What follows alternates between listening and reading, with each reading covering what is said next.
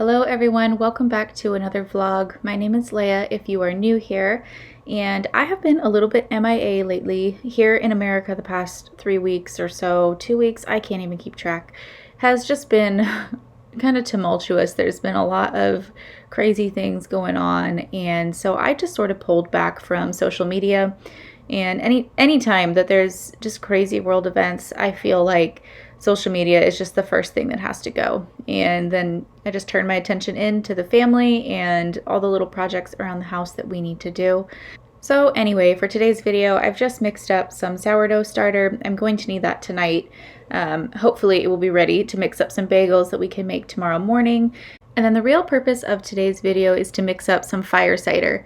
Now, I have a feeling that most of you have probably heard of fire cider, but if you haven't, it's basically a lot of medicinal herbs and like veggies. I don't know how to explain it. Like ginger and turmeric and peppers and onions and lemons. You can pretty much add whatever you want. I've seen so many different recipes. And here's the thing. I made this last year. And I had seen an article where somebody just mixed it up and left it in their pantry. Like, they didn't strain it. They would just take a shot out of it as needed. And then when it got low, they would just replace the vinegar. I tried that method, and let me tell you, it was way too strong. Like, I took a shot of it and I thought I was going to die. I had to lay down. I had to take Tums. I was Googling like whether or not you can burn your esophagus, and you can burn your esophagus. Fortunately, it resolved in like an hour and I didn't feel like I was going to die anymore. But for that reason, I have all these quarts of fire cider that I have to dispose of because nobody can drink them. They're so hot. And I think it's because I just didn't strain them. So we're going to try again this year. And I'm just going to do 2 quarts of it this year. And I'm planning to strain this after 2 or 3 weeks. So I've written out my plan. I've looked at a bunch of different recipes, and I'm just going to use the things that I have on hand. I think I've been putting off this project because I keep thinking, oh, I don't have fresh lemons. I'll do it when I have lemons. And then when I have lemons, I don't have garlic. And then I've been putting it off. So I'm just going to use whatever I have today, and we're gonna do what we can. So today my plan is to use garlic, ginger, turmeric. I have both of those fresh from Azure. And I'm going to use some lemon juice instead of lemons because the lemons I have are not organic. And for something like this, I do kind of care about that. And then I'm going to use cayenne pepper. And I think I have some cinnamon sticks somewhere. I bought them last year for this same project. So now I'm going to work on this ginger here. I think it's a pound of it from Azure, and I don't need a pound. And I think that's why I made so much last year, is I was trying to use up all of the goodies that I bought. But this year my plan is to chop this up, and I'm going to freeze the rest of it. Next up is the turmeric. I did end up peeling this because I took kind of a long time to get around to this project, and one of the pieces of turmeric in the bag were moldy, which is my fault, not Azure's fault. I just left it in the fridge for a little too long.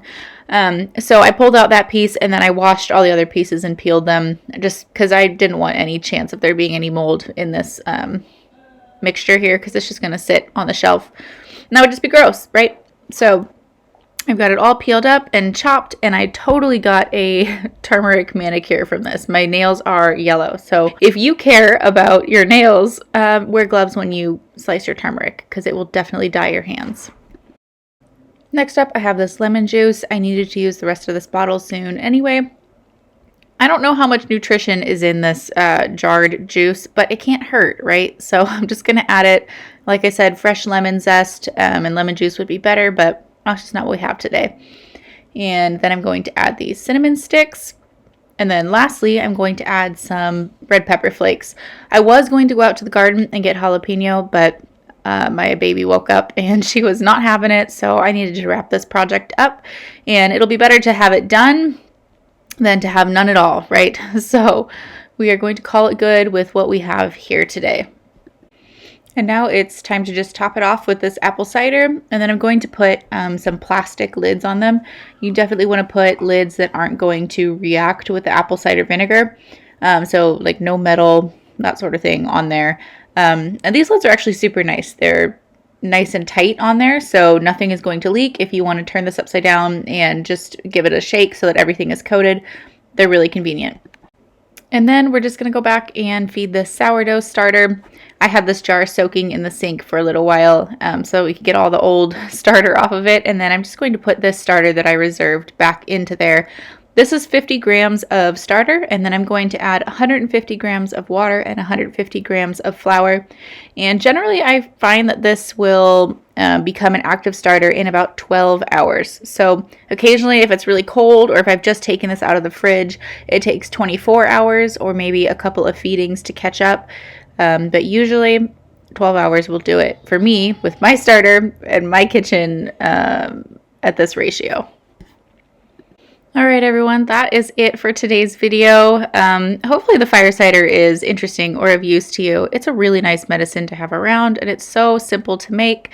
But yeah, I will see you all in the next video. And in the meantime, I hope that everybody is doing well and protecting their peace. I know that I post to YouTube, but I certainly hope that if social media is affecting your mental health, please stay off of YouTube. Stay off of all of the social media platforms, because the algorithm is built to suck you in and keep you engaged, because ultimately you are the product. You are how YouTube and all those platforms make money. It's your eyeballs watching them. So, all right, I will see you all in the next video. Bye-bye.